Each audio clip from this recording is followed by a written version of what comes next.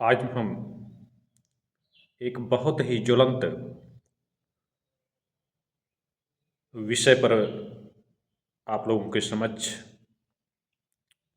अपने विचार प्रस्तुत करेंगे। जैसा कि आप लोग देख रहे हैं कि यूजीसी के द्वारा जारी रेगुलेशन 2026 जिसे 14 जनवरी को जारी किया गया है। इसमें पक्ष और विपक्ष में तमाम तरीके से तर्क वितर्क आपको देखने के लिए मिल रहे हैं। हम बहुत ही संक्षेप में यह खोजने का प्रयास करेंगे कि इस मानसिकता का अतीत क्या रहा है, इतिहास क्या रहा है, ऐसी मानसिकता को पालन और पोषण कहाँ से मिलता है, और साथ ही साथ इसकी जड़ में कौन से लोग हैं, किस प्रकार से, क्या यह किसी एक सामाजिक वर्ग को टारगेट करता है कि वास्तव में यह जो है समूचे सामाजिक ताने बाने और समूचे शैक्षिक हम कहें कि परिवेश को ही विषाक्त करने का एक कुत्सित उपक्रम है। यहाँ पर अगर हम देखें तो 1871 ईस्वी में ब्रिटिश हुकूमत के द्वारा क्रिमिनल ट्राइब्स एक्ट लाया गया, जो मूलतः ईसाई मिशनरियों के सिफारिश पर लाया गया था। प्रश्न उठता है कि क्रिमिनल ट्राइब्स एक्ट है क्या और इसकी व्यवस्था क्या थी। तो यह जो अधिनियम था 1871 का, यह कुछ समुदायों को जन्म से ही अपराधी घोषित करता था, जिसमें मूलतः हिंदू समुदाय से वह घुमंतु जातियां सम्मिलित थीं, जिनका कोई स्थायी निवास नहीं होता था और ये इधर उधर भ्रमण करके अपनी जीविका का निर्वहन करती थी, या उनका पेशा ही वो था। जैसे आप वर्तमान में अगर हम समझाने के लिए आपसे कहें, बहुत ज़्यादा कानूनी शब्दावलियों में न जाते हुए, तो नट हैं, बंजारा, थारू, मीणा, पासी, गुर्जर इत्यादि भ्रमण करने वाली जातियां, जिनकी संख्या लगभग उस समय 200 से अधिक बताई जाती थी। यानी इन जातियों की संख्या लगभग उसमें 200 से अधिक थी, जिनको इस दायरे में लाया गया। इसमें उन संतों और साधुओं को भी बाद में जोड़ दिया गया जो धार्मिक भ्रमण किया करते थे, क्योंकि हमारे यहाँ सनातन परंपरा में माना गया है कि एक संत के लिए किसी एक स्थान पर बहुत अधिक समय तक निवास करना निषिद्ध है। उसको कहीं बहुत अधिक समय तक इसलिए नहीं रहना चाहिए कि जिससे उस परिवेश से, वहाँ के लोगों से या वहाँ की व्यवस्था से, वहाँ के सुख और ऐश्वर्य से उसके अंदर अनुराग उत्पन्न हो जाए, क्योंकि अनुराग जो है वो आत्मा को बांधती है, आत्मा को गुलाम करती है। वासनाएं आत्मा को गुलाम करती हैं और गुलाम आत्मा कभी परमात्मा का साक्षात्कार नहीं कर सकती। तो वो भी भ्रमण किया करते थे, उनका धार्मिक अपनी यात्राएं हुआ करती थी, भ्रमण हुआ करता था, उनको भी उसमें घोषित कर दिया गया। प्रश्न उठता है अधिनियम के प्रमुख प्रावधान क्या थे। तो यहाँ अधिनियम में कुछ मूल जो प्रावधान थे, थोड़ा सा मैं संक्षेप में आप लोगों के सम्मुख रखने का प्रयत्न करूंगा कि ऐसे समुदायों के प्रत्येक सदस्य को शक के दृष्टि से देखा जाने लगा, पुलिसिया निगरानी की जाने लगी, जो भी उसमें घोषित 200 समुदाय थे। जबरन उन्हें आवासीय बस्तियों में बसने के लिए मजबूर किया गया, बिना वारंट के उनकी गिरफ्तारी हो जाया करती थी, उनके आवागमन पर कठोर प्रतिबंध लगा दिया गया। साथ ही साथ हद तो तब हो गई कि जब बच्चों को माँ पिता से अलग कर सुधार गृहों में भेज दिया गया। बच्चे उनके यहाँ पैदा हो रहे हैं, उन मासूम बच्चों को माँ और पिता से अलग करके जबरिया जो है ब्रिटिश सुधार गृहों में भेज दिया जाता था, जहां उनकी व्यवस्था, वहां की कल्चर, वहां के अपने हिसाब से उनको ढाला जाता था। ये अमानवीयता की एक पराकाष्ठा थी। आपको सुनकर हृदय बड़ा विदीर्ण हो गया होगा। मैं इसी को आगे बढ़ा रहा हूं कि आज आपका हृदय क्यों नहीं विदीर्ण हो रहा है। यानी यहां इस एक्ट ने यह स्पष्ट कर दिया कि अपराधी व्यक्ति नहीं होता है, अपराधी समुदाय होता है। यही तो यूजीसी वाला भी कर रहा है। परिणाम यह निकल के आया कि इन्हें एक लंबे समय तक अस्थायी रूप से कलंकित जीवन जीना पड़ा इन समुदायों को। और स्वतंत्रता के पश्चात ही हमारे ही हिंदू समुदाय ने अपने इस वर्ग को हमेशा घृणित दृष्टि से देखा, हमेशा शक की दृष्टि से देखा और अपनों के ही बीच में उन्हें अपमानित और आपराधिक को अब जीवन व्यतीत करना पड़ा। उन्हें अपराधी की दृष्टि से देखा जाता था। उसी अवस्था से हम फिर गुजर रहे हैं। लंबे विरोध के पश्चात जब 1947 में देश स्वायत्त हुआ तो लंबे विरोध के पश्चात लगभग 5 वर्षों के बाद, शुरुआत में कांग्रेस उसको नहीं हटाना चाहती थी 1871 के एक्ट को,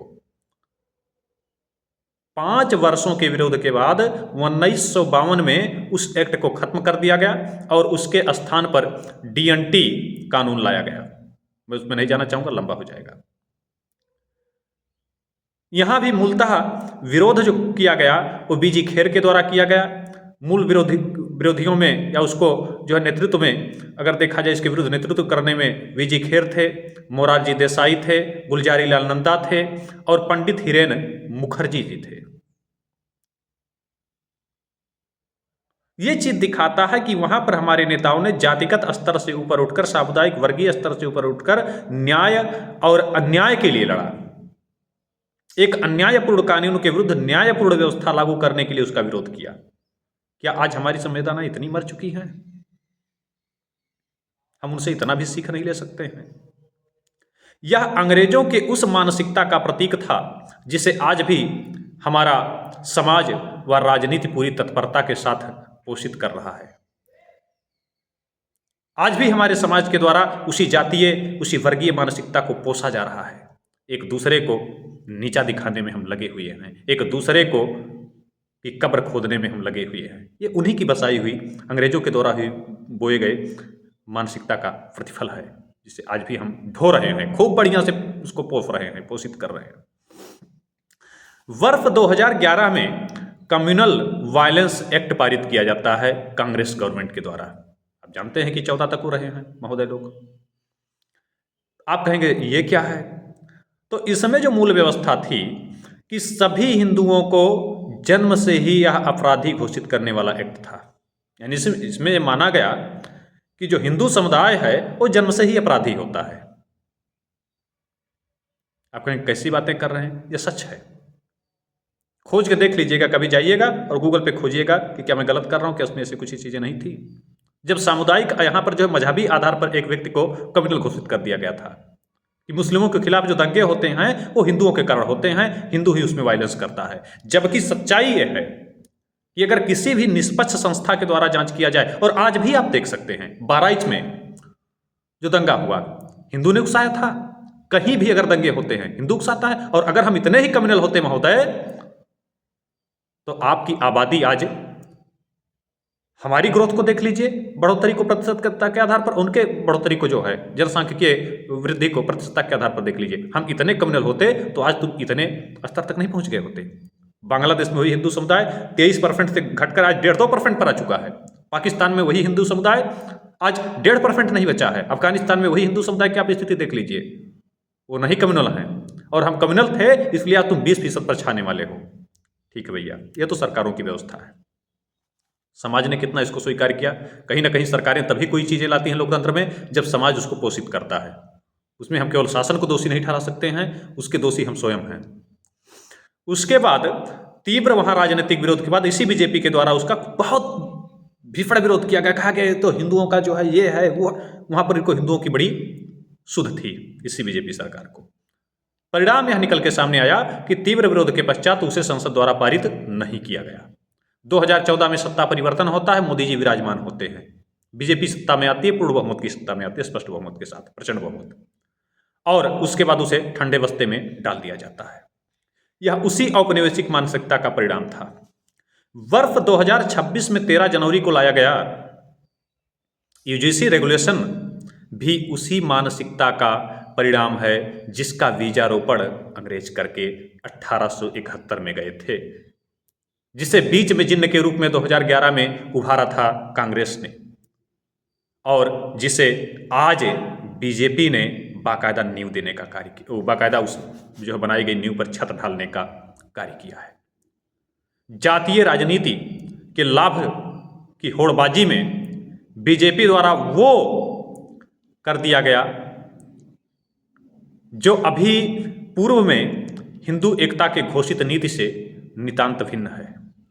अभी इससे पूर्व जब हरियाणा में चुनाव हो रहा था तो वहां आप नारा लेकर गए, दो आपके जाने माने नेता, एक योगी जी, एक मोदी जी। एक ने कहा बटोगे तो कटोगे, दूसरे ने कहा एक रहोगे तो सेफ रहोगे। मैं यही प्रश्न पूछना चाहता हूं महोदय कि बांट कौन रहा है और काट कौन रहा है? बांट आखिर कौन रहा है? ये बांटने की राजनीति नहीं तो है क्या जो आज आप लेकर आए हैं? दूसरी चीज, ज्ञात नहीं कि ये बीजेपी की सोची समझी नीति का वो है या कुत्सित जो सलाहकार, जो नौकरशाह हैं, उनके जो है बौद्धिक प्रपंच का ये हिस्सा है, या उनके बौद्धिक एक प्रकार से कहा जाए, या उनके कुत्सित मानसिकता का यह एक हम कह लें कि ये हिस्सा है, या उनके षड्यंत्र का एक हिस्सा है। या तो समय बताएगा, एक न एक दिन सच्चाई जरूर सामने आएगी। किंतु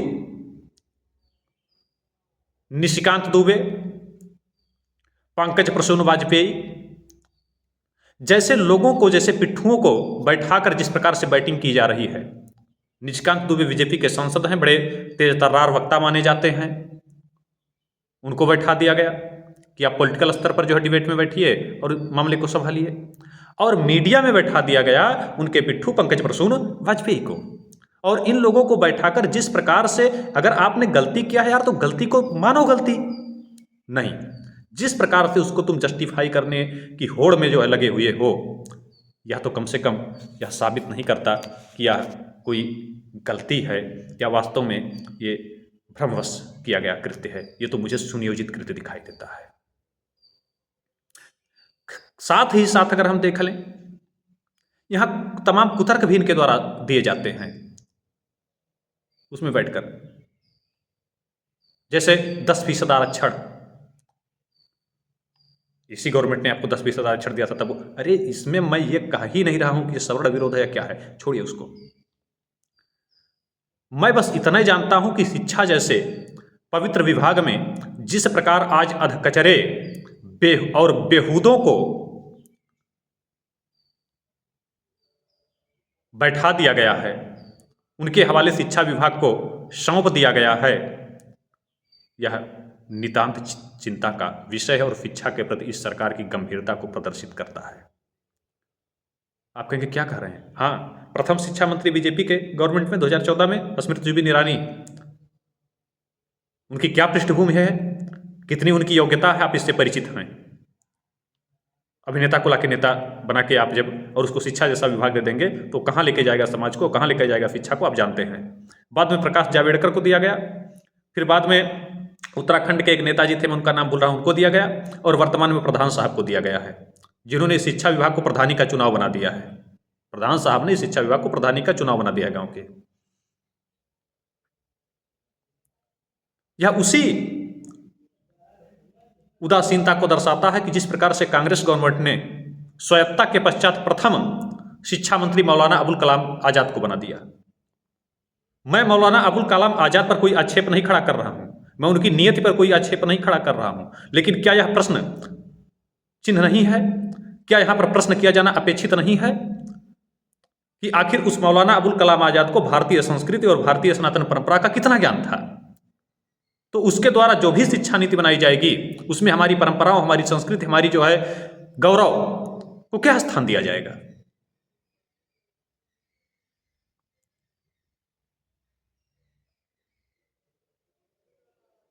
हम यूजीसी रेगुलेशन 2026 की व्यवस्था पर थोड़ा सा देख लें तो यहां भी वही चीज दिखाई देता है, 1871 वाला, 2011 वाला, कि वह वर्ग अपराधी घोषित कर दिया गया है।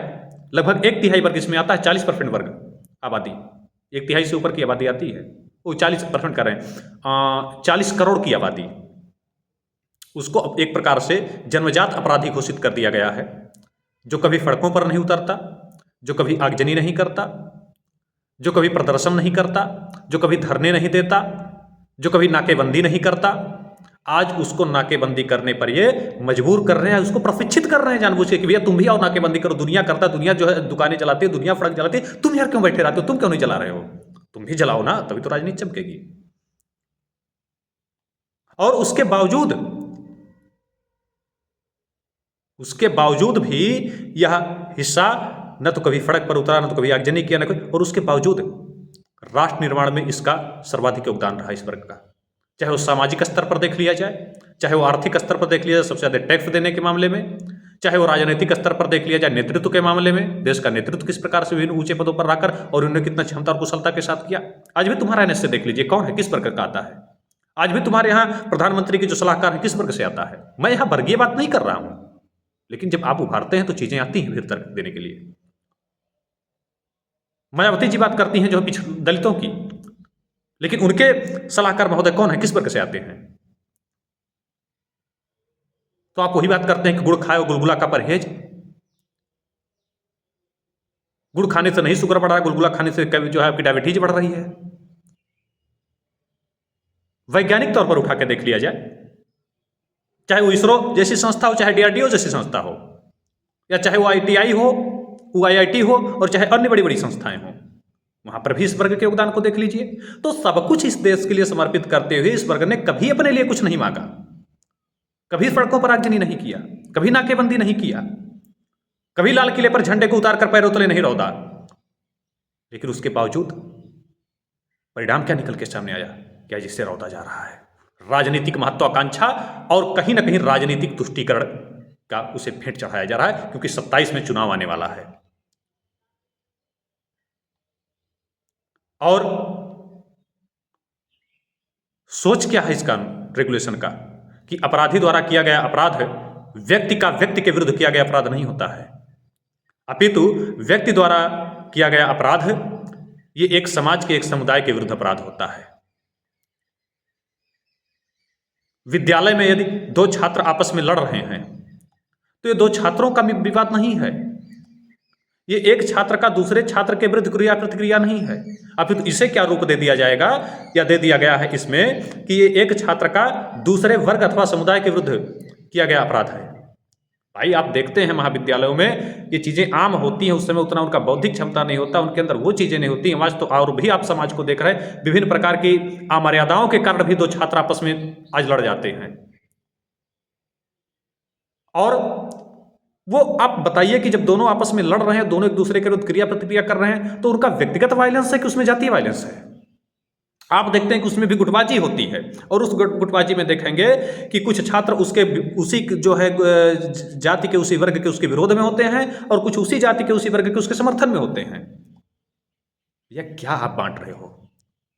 कल को जब यही चीजें होंगी तो क्या आप वर्गीय आधार पर फिर विभाजन की एक पृष्ठभूमि नहीं खड़ा कर रहे हो कि कल को जब दो छात्र आपस में लड़ेंगे तो यह नहीं देखा जाएगा कि एक का गुनाह क्या है, दूसरे का किसके प्रति गुनाह है। बाद में क्या ये वर्गीय आधार पर जो है आप नहीं उसको जो है विभाजित कर रहे हो? कहाँ ले जा रहे हो इस शिक्षा व्यवस्था को? जब एक छात्र दूसरे छात्र के विरुद्ध वायलेंस करेगा और उसको जो वर्गीय आधार पर दे दिया जाएगा, यानी यहां पर एक चीज और बनता है, मारा किसी ने, मारा गया कोई और, लेकिन पीड़ित बन के कोई और भी खड़ा हो गया जिंदाबाद मुर्दाबाद करने के लिए, मेरे वर्ग के विरुद्ध ऐसा किया गया। क्या यार, क्या कहा जाए। और आज जो लोग विरोध कर रहे हैं, ये भी दुर्भाग्य का विषय है कि विरोध भी करने वाले वर्गीय आधार पर इसका विरोध कर रहे हैं। अरे भैया सवर्ण क्या होती है? क्या तुम सवर्ण रटे बैठे हो? सवर्ण कोई जाति होती है, पिछड़ा कोई जाति होता है, दलित कोई जाति होती है? कहां से तुमने तब नर्क मचा दिए हो? विरोध करना है तो उसको जो है आप एक वर्गीय मानसिकता का विरोध वर्गीय मानसिकता से मत कीजिए, अपितु वास्तव में यह एक सामुदायिक पहचान के आधार पर इसका विरोध मत कीजिए, अपितु वास्तव में विरोध का आधार न्याय होना चाहिए, विरोध का आधार सामाजिक तानाबाना होना चाहिए, विरोध का आधार शैक्षिक चिंताएं होनी चाहिए। यह किसी एक वर्ग को टारगेट करने वाला कानून नहीं है। सच्चाई यह है कि अंततोगत्वा दीर्घकालीन अवधि में यह सामाजिक ताने बाने को नष्ट करने वाला है, यह न्याय की मूल आत्मा को हनित करने वाला है, और शैक्षिक परिवेश को चौपट करने वाला है। जो उसमें समता दस्ता गठित किया गया है, आप जानते हैं कौन कौन होगा उसमें? छात्रों को प्रतिनिधित्व दिया गया है। जो छात्र आज का नंबर 1 का लुच्चा अधिकांश छात्रों की बात कर रहा हूं, वो पढ़ने नहीं आते हैं, लुच्चे ही करने आते हैं। उन लुच्चों को आप व्यवस्था संभालने के लिए बैठा दे रहे हो समिति में। कहीं बिगवा भाई चिगड़ी चलेबा, कहीं इससे बढ़िया व्यापार का हुई जौन भाई, इससे बढ़िया काम का हुई हमारे लिए, वही स्थिति आप कर रहे हैं, वही गांव की कहावत वाली।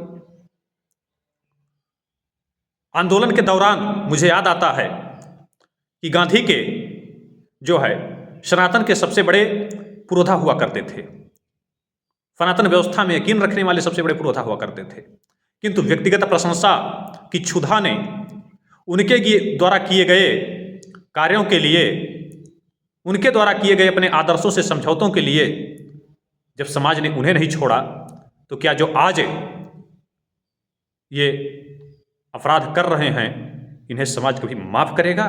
मुझे नहीं लगता है। एक ना एक दिन समाज सबके साथ, इतिहास सबके साथ न्याय करता है। आडवाणी को जब जिन्ना जी में बड़ा प्रेम और अनुराग उत्पन्न होने लगा था, तब बीजेपी की राजनीति पूरी तरीके से नष्ट हो गई और जिन्ना जी, वो आडवाणी जी का जो प्रधानमंत्री बनने का स्वप्न था, वो स्वप्न ही रह गया, कभी वो साकार नहीं हो सका।